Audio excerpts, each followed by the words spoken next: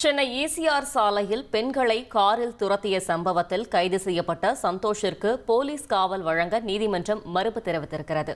இது பற்றின மேலும் விவரங்களை செய்தியாளர் சாலமன் வழங்கிட கேட்கலாம். சாலமன் வணக்கம். இது தொடர்பான முழு விவரங்கள்.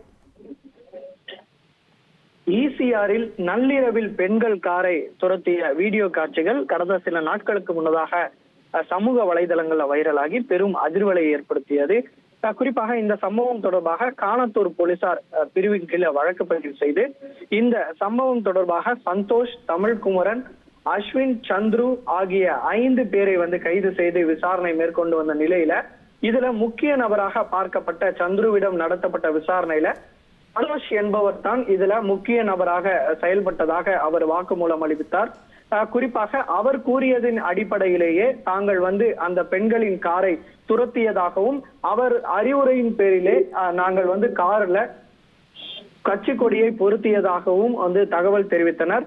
அதன் அடிப்படையில போலீசார் தீவிரமாக விசாரணை மேற்கொண்டு வந்த நிலையில இதுல முக்கிய நபராக செயல்பட்ட சந்தோஷை போலீஸ் காவல்ல எடுக்க திட்டமிட்டு 3 நாட்கள் போலீஸ் காவல் மனுவை சோழிங்கநல்லூர் நீதிமன்றத்துல காணத்தூர் போலீசார் தாக்கல் செய்தனர்.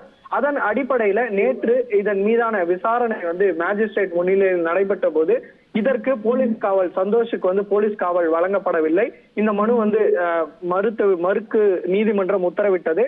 அதன் அடிப்படையில இந்த விசாரணையானது நிகழ்த்தப்பட்டு வருகிறது. அடுத்த கட்டமாக மீண்டும் சந்தோஷிற்கு போலீஸ் காவல் கேட்டு நீதிமன்றத்துல மனு தாக்கல் செய்ய திட்டமிட்டிருப்பதாகவும் காணத்தூர் போலீசார் தரப்புல ஒரு தகவல் தெரிவிக்கப்பட்டுள்ளது.